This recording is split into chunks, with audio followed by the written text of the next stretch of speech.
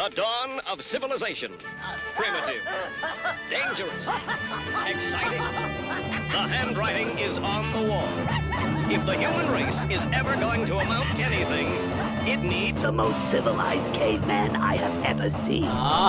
Look who's come out of his cave. Hey everyone, this is James from Cave Dweller Music. Today we have Glenden with us. Thanks for coming on the show. It's great to have you on board. For anyone who doesn't know Glenden, he is involved in Down with Rent, and he has a project called Burning Books. Thanks for coming on, and did you want to maybe just tell us a little bit about yourself? Yeah, thank you for having me. My name is Glenden. I'm 27 years old. I live in a town called Willimantic, Connecticut. I play bass in a hardcore punk band called Down with Rent for the past 8 or 9 years, and I play kind of a doomy ambient solo project under the name Burning Books pretty much since the pandemic. So those are my two projects. Awesome. How long have you been in Down with Rent for? Since 2013. It was about when I graduated high school, and then we started playing shows in 2015. Nice. So yeah, it's been a while. Yeah, well, Brendan told me about your bands, and then I've been checking them both out, and yeah, absolutely love the energy from Down with Rent. Some really powerful stuff there. I'm glad you like it. That is the thing we strive for more than anything. Yeah. Well, that and I mean, I love the lyrics as well, like the messages in the albums. Thanks, I appreciate that. I mean, we've always been a politically forward group. That was something we agreed upon going into it. So. I like the fact that you still get the message across, but you also do like a little bit of tongue-in-cheek humor. We try to be funny sometimes. Yeah, too. It makes it a little bit, it makes it a bit more accessible and palatable for some people who don't necessarily love straight up political stuff. So, right. It's like a Dead Kennedys type approach. Yeah, exactly. That was one of the big. When I first joined, that's what my guitarist told me, that they wanted to do just a Dead Kennedys rip-off band, and then it very quickly became not that. But that was one of the primary early influences, was like Fresh Fruit for Rotting Vegetables. Awesome. I mean, if you're going to rip off like one of the great punk bands, they're one of the best ones to choose. That'd be the one to do it. Yeah, right. Yeah. I mean, I love the fact that you have an album called entitled Millennial Scum. The second I saw that, I started laughing. Like that's a great album title. Thank you. So how did you guys come up with the name Down for Rent? That was I think the name was decided before I actually joined it, because it was I think it was a band for about 8 months before I had actually begun to participate in it, and it was a thing from my guitar player knew it. It was apparently something that was chanted during the Revolutionary War. Nice. By, with taxation without representation and all that. And I guess like that was the thing being yelled in the streets. And then he Googled it to see if any band had taken the name, and no one had. So that's the name we've been stuck with. Great. Oh, that's actually pretty cool. That has a meaning behind it, but it also totally suits the theme of the band. Yeah. Right. I think so too. Brendan, and did you say you'd seen this band live? So I actually had fell down a internet. It wasn't internet. Bandcamp kind of wormhole after seeing was it Grim Business, and I was like, oh, Connecticut band, and then so I confused them because they have a similar energy, just like in your face, like punk hardcore. So yeah, I did not actually see them. Oh, okay. I must have gotten that confused with someone else. We did discuss this prior, before, where he thought he'd seen us and had seen someone similar. Yeah. That's No, it was a similar band, but still awesome. I'd love to actually check you guys live when you do it. Where do you usually play when you guys do that? We in Connecticut, we used to play at Cherry Street all the time. Cherry Street Station in Wallingford, for those that don't know. But we played a lot of shows at the Wham Leg, also in Wallingford. Bogan Cafe was another one in Waterbury. But we haven't been in many. We played a lot of shows this past year I think more shows out of state than we ever have, and way more than we actually played in state. So for Connecticut shows, it's been pretty slim pickings lately. Yeah. Where were you guys out playing this summer? We played with we did a weekend with Perennial. I don't know if you all know Perennial at all, but excellent band. If you need to a New England kind of they're like an art punk, dance punk type thing. They have an album called In the Midnight Hour that's absolutely fantastic. But we did a weekender with them where we went to Philly, Baltimore, and Wilmington, Delaware. And then we played a couple weeks later. We have a close friend who lives down in Virginia who we've known for years at this point, but he plays in a band, like a hardcore, punky, southern type band called Betty Gray. And we did a weekend with them. We did 3 shows in Virginia, in Chesapeake, Charlottesville, and Richmond. And both weekends were fantastic. They were some of the best times that we've ever had as a group. So that's sick. Yeah, it was a good time. It's been a good year. Nice. So what made you stop burning books? Because that's kind of like the complete opposite of Down with Rent as far as energy goes. Yeah, I would agree. That was I've always made music by myself. I made a lot of it before the pandemic, but I never had a name for it. I used to do because I went to school for music, so I went to school actually in the town that I live in, at Eastern Connecticut State University, and there were a few times where I got to sort of make pieces, and I had the chance to perform a couple of them on my electric upright bass, which is an instrument that I've had for a while, and I've always enjoyed playing it. But I'm not particularly good at playing it. But I have a pedal board, and that makes up for the fact that you can't play things. And so it began probably, I don't know, when I was in high school, but I didn't formally, the pandemic was the primary inspiration for me to finally just make stuff and just put it out on the internet, basically, and just have people listen to it, whether or not I record stuff in my apartment. I'm not particularly good at recording either, but I just thought that I would care less about that and be as prolific as I can be during a time where I wasn't doing anything else. And it was a source of fulfillment. It made me happy, So then from there, I played a handful of shows. I'm looking to play more. That's something I'm investing a lot of time in doing. I'm trying to record something. So a couple of years, I'd say I've been taking it seriously since about 2020. That's awesome. Nice. I feel like the pandemic has kind of ushered in a golden age of underground music. I know. It's I 100% agree. Yeah. It's just I think a lot of my friends did, very, very similar things to me, where they just they just used it as an excuse to do this stuff that they've always wanted to do, Right. Well, that's us too. I'm trying to stick with it, but it's because I think the primary reason is people just wanted to feel some semblance of normalcy or get fulfillment out of something, since they couldn't leave their house and the world was completely fucked and arguably still is. So it's not arguably. I take that back. Not arguably at all. Is still completely fucked. And yeah. Yeah, I mean, we that was us too. We started Cave Dweller during the pandemic too, so totally get it. Wanted to make something positive. I did not know that. Situation. I thought it was significantly older than that. No, we just kind of sprung up, and it's just been going ever since. Oh. Well, you guys do great work. Thank you very much. Thanks for contributing, man. That article you wrote was fantastic. Yeah, you're welcome. Thank you. That was a lot of fun. I'd love to do that more. Yeah, definitely. We'd love to have more from you. Great. So Dungeon Synth, is that an area that you're interested in, or? So that is, I did not know Dungeon Synth existed until around the pandemic. And I stumbled upon, it was some YouTube channel. I couldn't tell you which one it was, but it was basically a historical recollection of Dungeon Synth. And I thought, because obviously I clicked on something that said Dungeon Synth, because to me, it's on its face, it's a ridiculous name for music. Yeah. And then I really enjoyed everything that I heard, and I thought it was I loved all the sounds, and I thought it was completely insane that people used old 90s and 80s synthesizers to make music about dragons and Tolkien type stuff. I just thought it was really it was just a really fascinating type of music for me.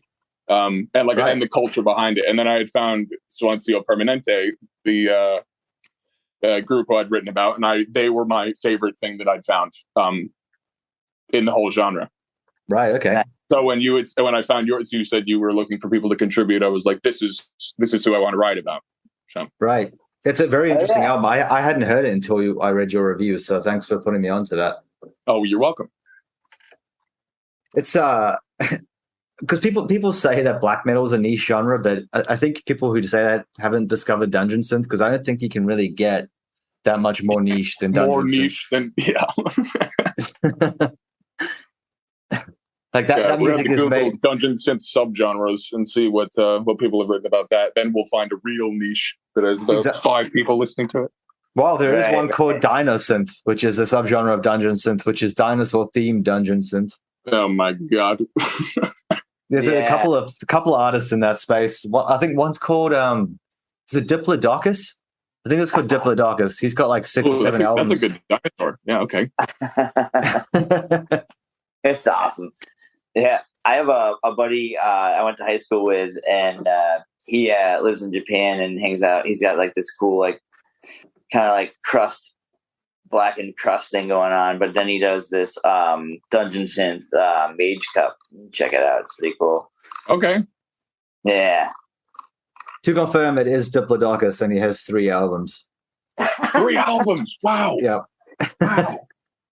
Just good for them. Not necessarily dungeon synth, but the that cat themed slam was ridiculous, James. Oh, that album made me pretty happy.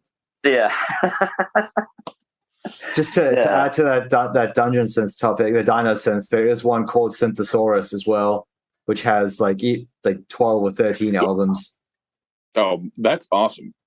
Yep. Yeah, there's actually a genre tag on Bandcamp called Dino Synth. I did not know that until now. Oh my god! I'm going to Google that when this is over. Yeah, if you just Google search Dino Synth, and the first thing that comes up is the Bandcamp genre tag, and you can just explore that because that's a good time. Yeah. What about have you ever gone into like the retrowave synthwave stuff?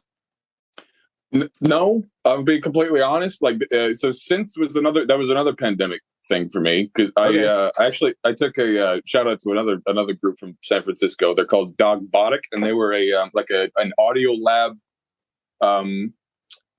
group that does a lot of like social activism, but during the pandemic they did a lot of like remote workshops over Zoom about like building your own synthesizers and stuff. Like they would send you a kit with resistors and all sort of basic electronic components, and there was like a weekly meeting that I did. That was my favorite actually moments in 2020. It was like 4 weeks that I spent with all these crazy weirdos across the country.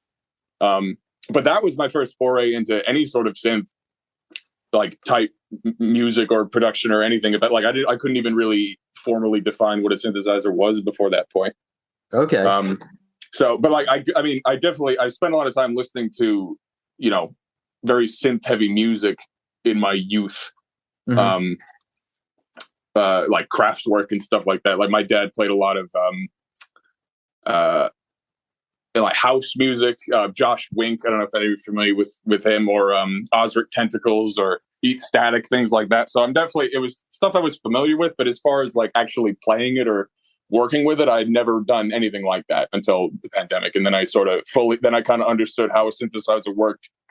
I'm talking like I know it now. I just still know absolutely nothing, and it's something I didn't really like. I bought a synthesizer that's was way too expensive for my skill set, and it's collecting dust in my studio. So that's awesome.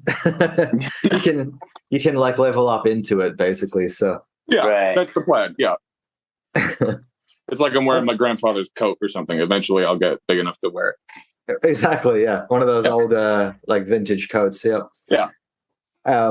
So you actually kind of touched on another topic I wanted to ask you about inadvertently, which was growing up. What sort of got you into alternative and underground music? Well, my primary musical influences are I always say my dad's the first one. He's from England, okay, and he was like a punk kid But he also loved he's punk, funk, and reggae are the three things that he listened to the most, with a sprinkling of house and other things like that. Like he loves Swans as well. Okay. So he was a very, very eclectic taste in it. But the main thing that I grew up listening to was punk music. Nice. So like Sex Pistols, Bad Brains are my desert island punk band. Nice. Later, Dead Kennedys, Black Flag, Minor Threat, all that. Those I found kind of by myself in high school because he didn't really like a lot of the American hardcore shit besides Bad Brains. Okay. Yeah, and then my mom, who was another musical influence, who I used to like never bring up as a child, but now I realize had a profound impact on me. She loves like Ani DeFranco and Tori Amos and a lot of like just very powerful feminist vocally driven music, which I as a kid, and I did this a lot with my dad as well, but I used to pretend to hate the music that my parents liked, and now I've come to love it. It's like some of my favorite music of all time. Like so I guess say again. It's like comfort music. Yeah, definitely. And there's a lot of it, thankfully, and I can relate to both my parents through music. Neither of them are musical; they don't play music. I'm the only one in my family that really does, but everyone in my family is a big appreciator of art and weird stuff. So like that's always been a great thing for me to draw on. That's awesome. Yeah. And then for the underground, for like when I started getting into like falling, like as you said, Brendan, about Bandcamp rabbit holes, I think I found Bandcamp when I was maybe 17. And I was so excited because before that, the way I found music was either in my dad's CDs or vinyl stuff and then YouTube rabbit holes. But then Bandcamp was like a way to actually just talk to, just engage with artists on like almost a local level, more of like a one-on-one connection. I used to think of music kind of like, this is a silly analogy, but like the branches of government where there was like kind of like the big sort of nationwide acts. And then there was like the ones below that. And then Bandcamp to me was like the local government of music where it was like the smallest type stuff with the smallest audiences. And I used to, as a child, used to feel really cool when I had a band that no one else knew from Bandcamp. And now I'm on it. Now it's just how I communicate with a lot of people. It's funny how it's come full circle a bit. Yeah. So how do you feel about the purchase? Like how them being purchased and the changes that are being implemented with Bandcamp? So, in general, not a fan. I am a fan of the fact that there's an app for streaming. Yes. But I think it's only a matter of time before it, just becomes another thing that just takes advantage of artists and doesn't pay people their fair share. Although I'm not sure how it'll go down because the whole appeal of Bandcamp was that it was such an egalitarian pro-artist platform. So I don't know. It'll be interesting to see. I'm like, my hopes are not high. I think a lot of people are kind of holding their breath at the moment. Yeah. Some of the stuff they've done so far, there's a couple of cool features they've added, but some of like the cultural changes they're making there is a little concerning. Yeah. And I think, and people that have used the platform for years are understandably upset, Definitely. Right. It's not like the company has a great track record of like being artist or user friendly either. Yeah, that's true. So, which is why I think, like I just talked up, the app for streaming makes it great for me to be able to listen to my friends' bands in a very easily accessible thing in my car on my phone. But I'm not going to let them use that to win me over, if that makes sense. Right. Exactly. Yeah. Because I don't know if it's true, but the latest thing I've seen is that any artists that they deem as, I guess, like problematic that they can't boot off, they're removing them from the search function. So you can't find fuck that. Yeah, I've seen a couple of people saying that they can no longer find their own page on there, but you can link to it directly from a website type thing. So yeah, okay. If that's so the they're case, shadow banning, essentially. Basically shadow banning, yeah. It's Okay. I don't know how true it is, but I've seen a couple of people posting about that in the last 7 to 10 days or so.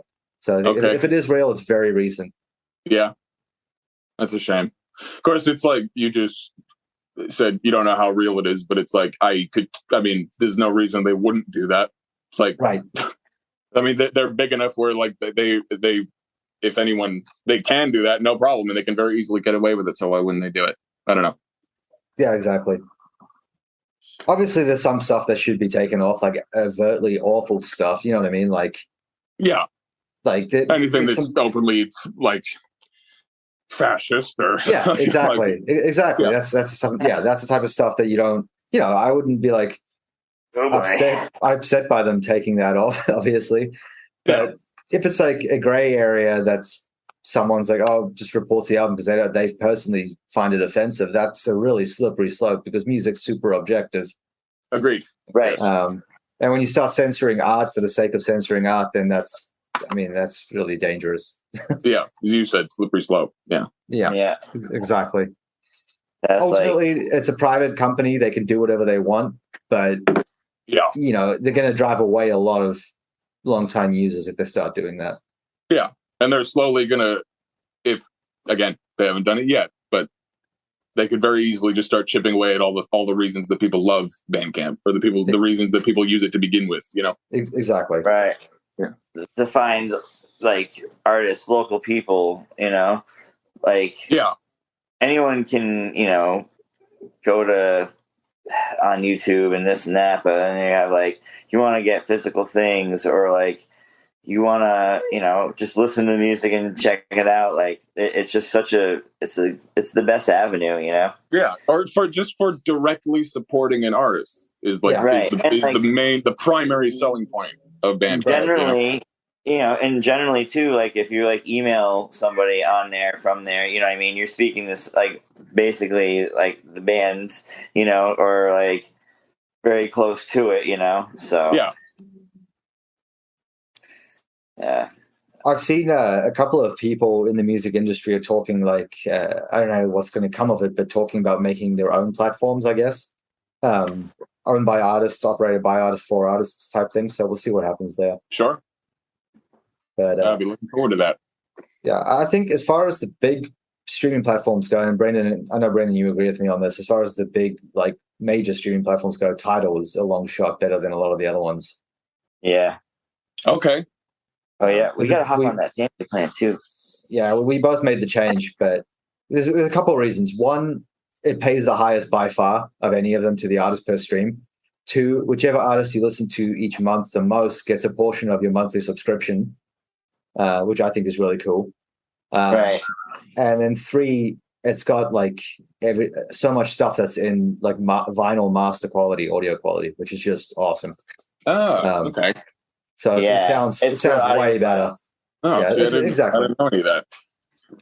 Yeah. So it's not just Spotify throwing out fractions of a cent and having people fight for the biggest streaming number.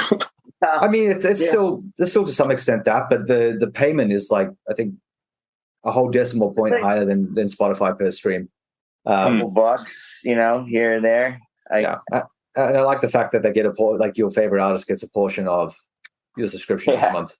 It was funny by accident when James and I got back from the Maryland Death Festival. I was super excited about seeing Birdflesh and figuring that was a thing. And their albums are like, it's grindcore, so it's like, but it's like party grindcore. And but all the songs are like super short. So like you listen to like 3 albums and you got down 60 songs. So it was like, boom, automatically went right to him, and I was like, all right, Tidal, that's awesome. I mean, I totally. Tidal loves grindcore. Got it. Yeah. I mean, like the other thing I found as well is that there's a lot of artists that refuse to use Spotify that are on Tidal that I could find on there, which is kind of cool. Right. They actually have the biggest library, bigger than even Apple Music on there. Yep. Wow. We're not being paid by them to say this. They're not not an ad. Got it. We both just genuinely were impressed by it. Yeah, that'd be fun. That'd be cool if it was, but yeah, no, it's genuinely like a great app. It's a great music streaming service. Obviously, if you're listening to it on headphones that are wireless, it's going to go to lower quality than master. It's going to do whatever like MP3. So, I mean, there's that, but it's still even with headphones. Though, I have like some pretty expensive Bluetooth headphones, a couple $100 type thing, and it's a noticeable quality difference between like master quality on that and Spotify quality. Yeah. And then I don't know about you, Brendan, but as well, like the algorithm's like fantastic for what it recommends. Yeah. Like, And also, it's way better than like Spotify. Like I used to hate it when anyone would listen to like if I like someone wanted to listen to something different than what I was listening to. I'd be so mad that it would like mess up the algorithm because it would be like one song would turn into like a month of me trying to figure out the rest of my life like on that app, and I was like, oh my god, no. And then this is just nice. It's really good, and I also like how you can look through the recommended artists and all that stuff. I don't know. Nonetheless, Spotify algorithm, dude, it's like if you know the band Fleet Foxes. It was Father John Misty was in it for a while. Yes, it's like this indie band. So we had like a barbecue at my in-laws' house, and they asked me to put some music on. I was like, well, what's like inoffensive that no one will complain about? Okay, I'll put Fleet Foxes on. I played like one of their albums, I swear to God, one time.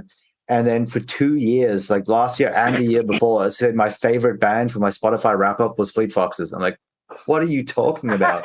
I'm so embarrassed. Yeah. I remember listening to like one song. It was like, you listened to this song like 977 times. And I'm like, no. When did I do that? I definitely didn't do that. Like, there's no way.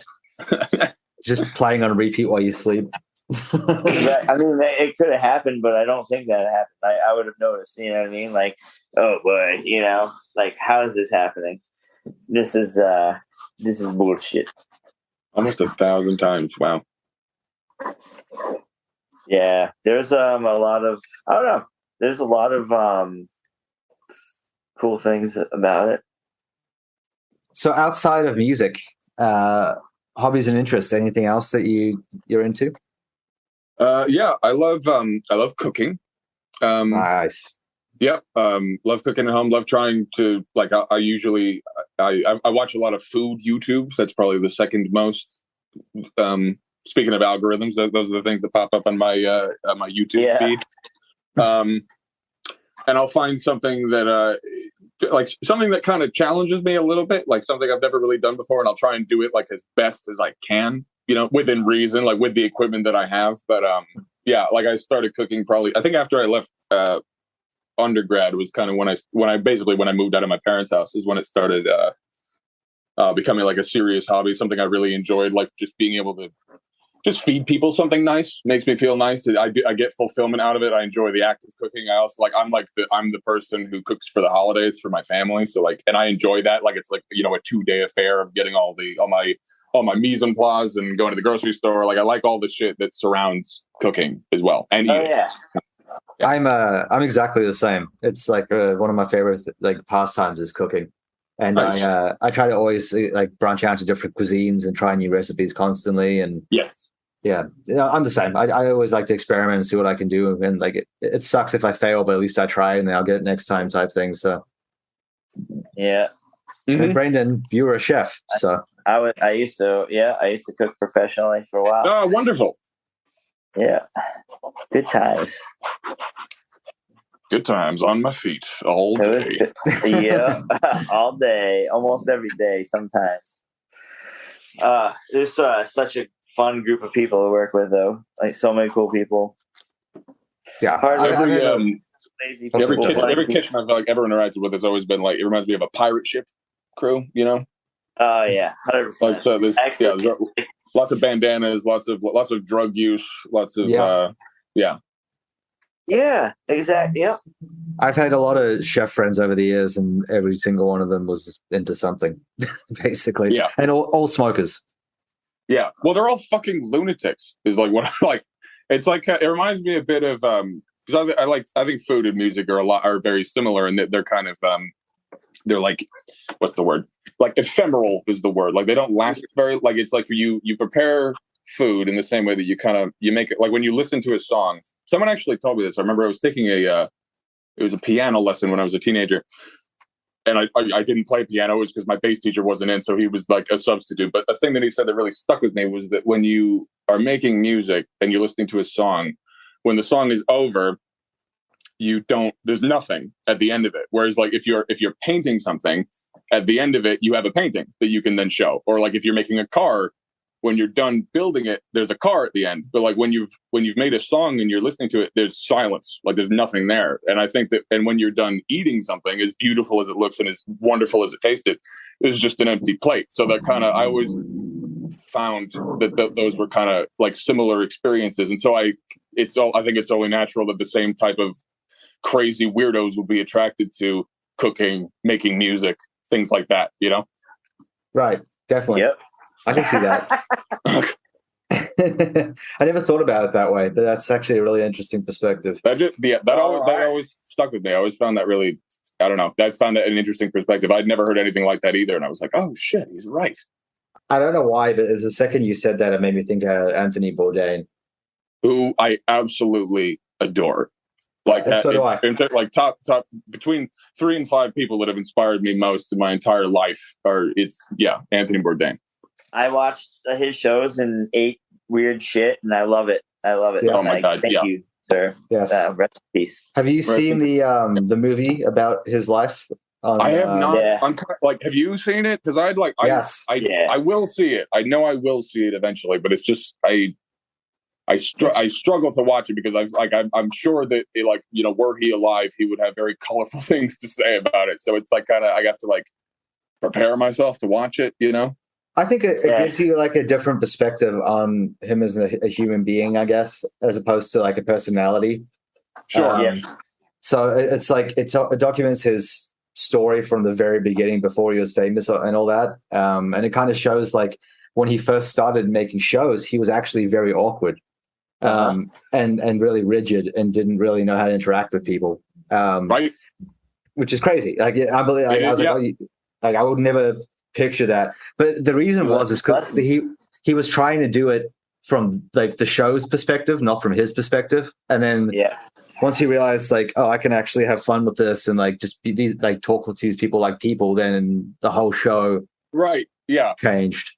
Because I like when he first his first what was it? I think a Cook Store was his first show, and then of course Parts Unknown was the first big one. And he kind of played like and those are great shows, and he does do a great job of talking to people from other cultures and do it. But it was also like he had to be like the New York leather jacket, punk guy who gets fucked up on his shows all the time, and and then so kind of like playing a bit of a caricature, which you can kind of course, like I'm talking like I know the guy, I never knew him, but he like that he's sort of. It's like that character, I'm sure, provided him comfort at some point, or provided an easy way for, as you said, to get over that kind of awkwardness or that sort of inability to talk to people. And then when Parts Unknown came out, that to me just seemed like him. Yeah, well, exactly. That was like where he found his groove, and he was like, he could be wholly himself and actually talk to people about things that matter more than just what people are eating. That's why I loved it, though. But actually getting to the heart of a culture, I found that show was really good at doing that. Right. It was like that show was everything. That show was like gonzo journalism. It was like travel tourism. It was meeting people. It was a food show. It was like it was everything. That show. Eating street food with street people. Yeah. Yeah. I mean, it's like ones where he goes to like war zones and stuff. He was like, have you seen the one in the Congo? That one's crazy as well. Like Yeah. I love that show. Yeah.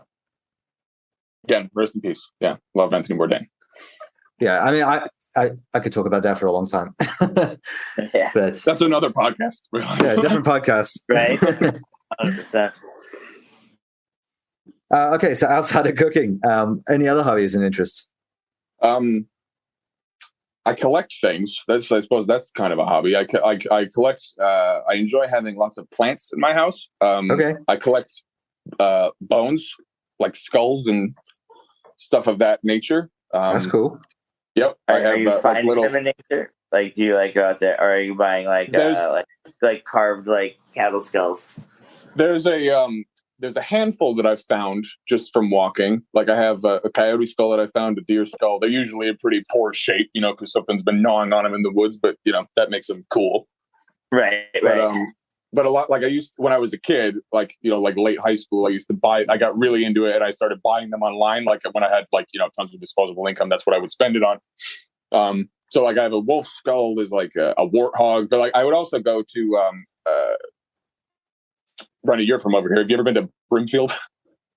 No, it doesn't sound familiar. It's a giant, basically, like it's a giant East Coast tag sale, like where like tons of antiques dealers, oddity dealers meet in Broomfield, Massachusetts. Right. Yeah, and how it works is there's like a central point where there's tons of like where people are selling antique furniture and stuff for like thousands and thousands of dollars, and then the more you spread out, it's like it becomes cheaper, and it's people selling tchotchkes, it's people whatever. But like that's where I used to find a lot of it as well. Gotcha. Yeah. Yeah. There used Cool to be place. like a flea market kind of thing back where I grew up in New Hampshire. It was like this huge building that was just like full of antiques and stuff like that. Yeah, it was wild. Have you ever heard of Oddities Flea Market? That's the Not one in sure. Spain, right? There's one in New York and there's one in LA now. I went to the LA one, I think it was last year, early this year, but that's a super interesting place. You would love it. They have like a whole section of just skulls and bones, including human, but they were pretty expensive. That also sounds they do. Yeah, they go for a lot. Yeah, remember toying with the idea of asking my mom for a loan to buy a human skull, and then now in my adult life, I wrestled with a lot of the moral implications of that, and now I'm less into it. So we'll see. Well, if you ever get a chance, the New York one is much closer to you, but if you ever get a chance, definitely try and hit it up. They have every type of like alternative art you can think of, like weird vendors of every type to sell oddities, and then they have like a really cool, normally great music. The one in LA was hosted by Dead Animal Assembly Plant. The two guys from that did a DJ set, so that's some really cool, like horror industrial. Yeah, it's a fun time. It sounds amazing. Brendan, we are approaching the hour mark. Do you have any topics you would like to discuss? Because I've been talking too much as usual. You're good. We got a lot covered, and like Connecticut is what's your favorite? Pepe's, Modern, or Sally's? Can you list those again, please? Modern a pizza, Sally's a pizza, or Pepe's pizza? I feel like I gotta go Pepe's. Yeah, but I don't know. I love Pepe's. Pepe's is great. Yeah. Are these local pizza? Are these local pizza chains where you guys live? Yeah. It's okay. like the Connecticut pizza thing is it's funny because like the rest of Connecticut, it's like it's just a state that just gets overlooked because there's just like two way cooler cities that are right next to Connecticut. But like Connecticut has like its own little niche things going on that like pizza is one of those. Like I didn't really know there was Connecticut style pizza until I was probably in college, and then I had it when I went down to New Haven, and it's fucking good. Like it stands toe to toe with pizza from anywhere else. So that's when you showed me in Baltimore, right, Brendan? The pictures and all that. Yeah, I think so. Yeah, they like crispy cheese crust. Yeah. It's like that coal fire, wood fired style. Like it's the super hot oven. It's like cold. Like you get a nice stone. Yep. It's just we put clams on pizza. Well, that's the other big thing. Really, nice little bit of char. Yep. It can't be burnt. You know what I mean? But you gotta have some char. Just a little bit. I would eat clam pizza. Clam pizza sounds pretty good to me. They'll do that. Yeah, it's fucking. It's wonderful. It's a wonderful thing. I'm a big seafood guy, so yeah, I love that. Same. They definitely do that stuff. Oh yeah. Have you ever been to Satan's Kingdom or like go all those places hiking? No. Devil's Hop Yard. I've been to Devil's Hop Yard. Yeah, my girlfriend's from that area. Oh, nice. Yeah, that's a good hike. Yeah, it is super nice out that way. How often do you talk to people from Connecticut, Brendan? Like on this show? Not very. Never, I think. I think you're the first. Yeah, you might be. Yeah. Everyone's usually like in the middle of the country or in like the West Coast or the South. Yeah, the South. Yeah, okay. A lot of southern bands. or like musicians. And then obviously, Yeah, man. like New York, we've had obviously a bunch of people from. It's possible not to have people from New York at some point. Of course. Yeah. Yeah, it's some funny stuff. It's good. Connecticut's sweet.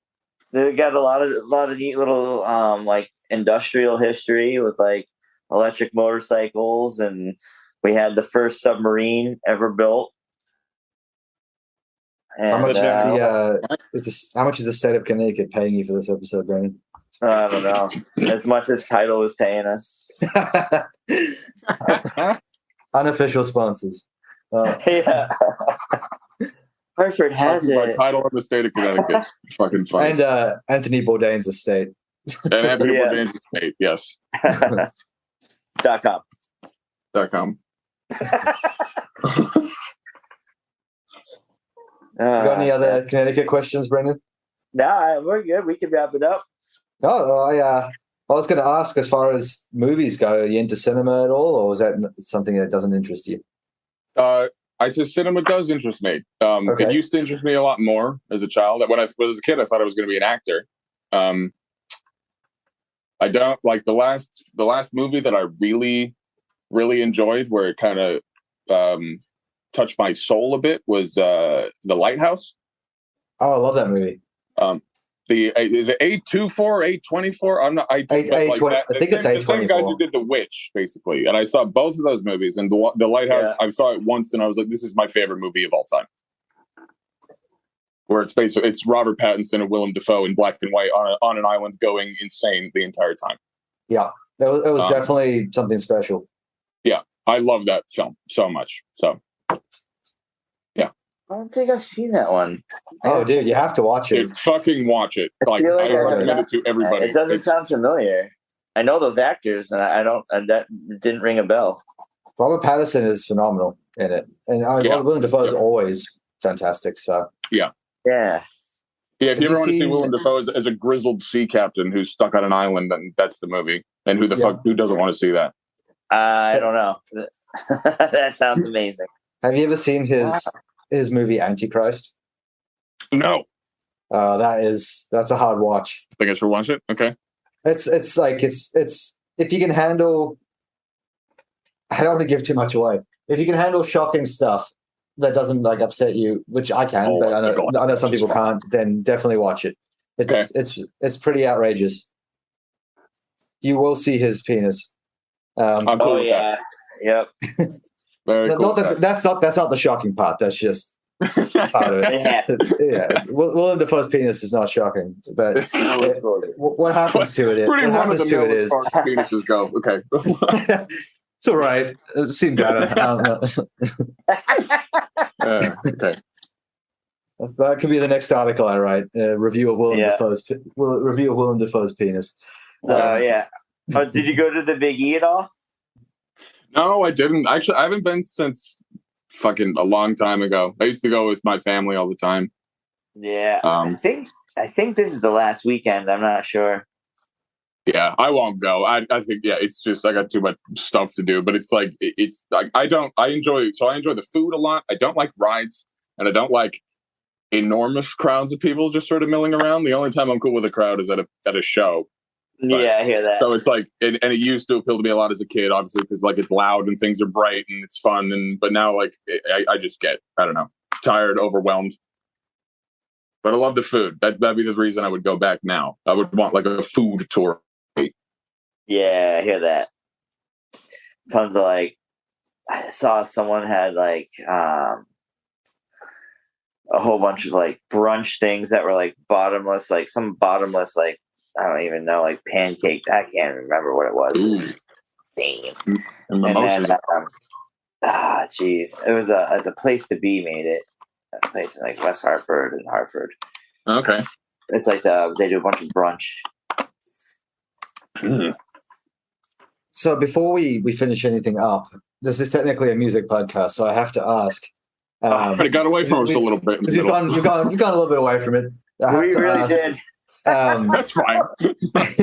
What are some of your favorite albums from so far this year?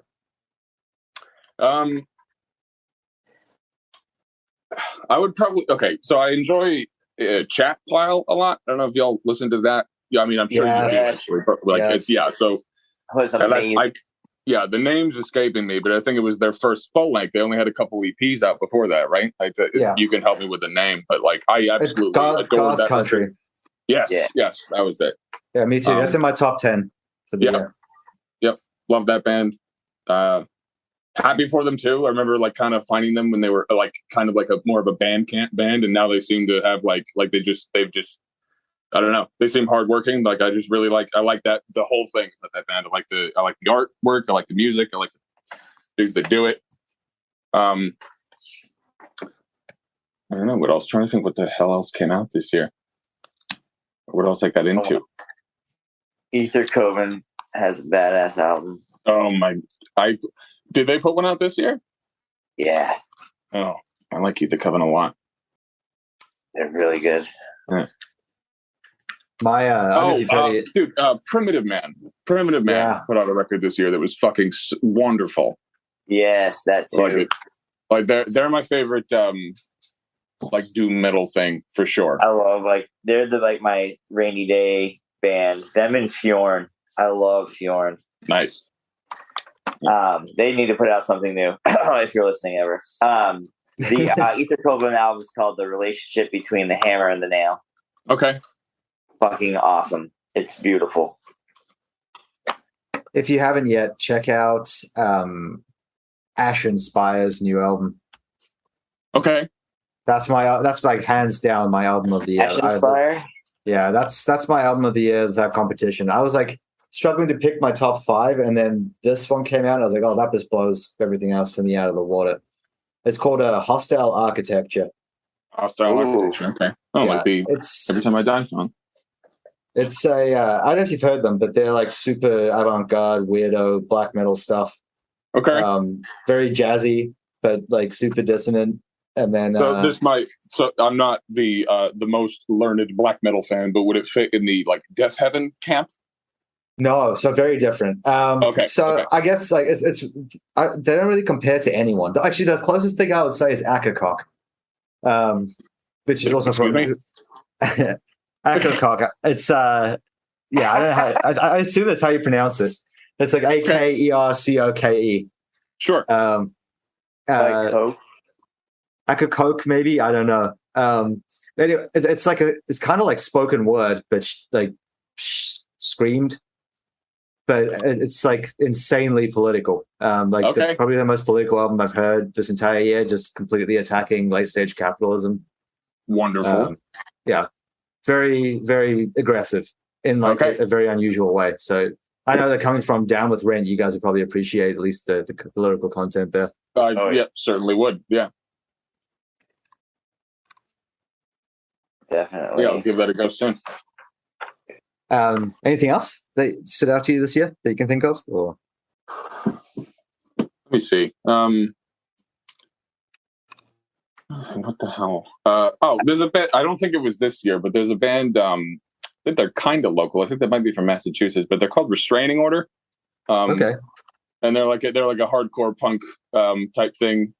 Very like, oh, you know what? Like a more on the basic type, and I don't mean that as an insult. Like the songs are short, the riffs are easy, but the energy is absolutely cranked up to the maximum. They're great to see live. They're a good band. I forget what the hell the album was called, but they're a good band they're starting to do very well for themselves this year. Also the Chats. Yeah. Like Get Fucked, I think was the name of the album. Yep, that one. that's the one. That's been on my rotation in my car. I love that. Speaking of like basic punk shit, like that to me just sounds like, Descendants, Dead Kennedys, but like, I don't know. That's an awesome record. So I actually moved here from Australia. I can tell. I saw the Chats in a pub when they were still kind of getting big. And it was it was a pretty solid show. They attract a very specific type of crowd in Australia. So I wondered about that. I always like when like other big scenes, like, because obviously there's a handful of decent sized cities in Australia, and Australia is massive. So I'd always wonder how that would like just being like a local band in a place that's completely foreign to me just sounds like, and them being a prime example of that is like, they fascinate me as a group. And the fact that they're like so many people are listening to their album, and I'm like, how did this come about? And they played with like Queens of the Stone Age and shit too. Mm-hmm. Like, good for them. That's fucking awesome. They keep playing Coachella. I was like, this is crazy. Because it's like the weirdest thing is that people outside of Australia wouldn't even get 90% of the cultural references that they're making, because there's a term called Bogan in Australia, which is like I have to word this carefully. It's, I guess, the closest thing in the US would be white trash, but it's more than that, because you get people in the city and in the country that identify as being Bogan, and it's kind of like it's a working class thing, but it's also like there's more to it than that. And that's could it be like? Is it a point of pride for some people and an insult for others? Is that exactly correct? Yep. So I guess the closest term would be like when people here say redneck or like redneck. Yeah, right. Yeah. So people, I'm assuming people would probably use it as an insult, and then eventually people just found pride within that. Exactly. Like well-kept mullets. Yeah. Well, mullets are part of that. Yes. Exactly. Mullets are part of that. Like well-kept mullets, and then like, just like drinking, trash beers and exactly. You get it. Breaking bottles with your teeth. I get it. Yeah, okay. Yeah, so that's it. And then their music is Bogan punk.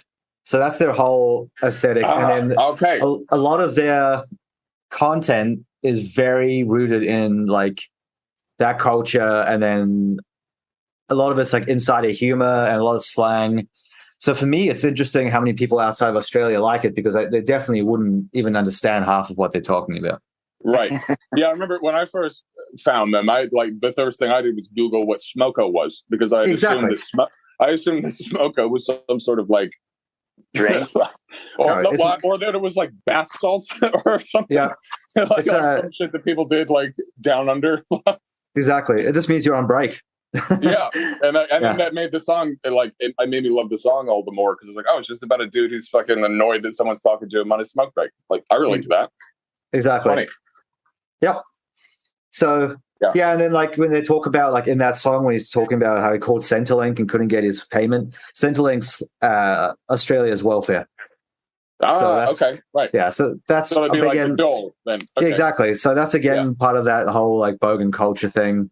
So it's quite nuanced in some ways, but also very surface level in other ways. Sure. I'd like to. I'm very happy that I've had an Australian expat explain that to me, because it makes me love the band even more. I'm glad. Because like there before, you go. like I just when I first heard it, I was like, this is bratty as shit. Like that was like the main, like it was like that type of just like smash a 40 on the ground and give the finger to a cop and then get arrested type punk. And that's which made their popularity all the more like confounding. Yeah. Yeah, so now that you understand that where they're coming from, it would make it even more confusing how they got so popular, because to me it was like an enigma. It's like Dion word from South Africa. Like, there's so much there that's like an insider thing. Because I was born in South Africa. Oh, okay. So I mean that's another thing for me. I'm like, it's so interesting that blew up, because there's so much that they reference, and like the Afrikaans lyrics and everything. And then they just had this massive global appeal. I was like, that's so interesting.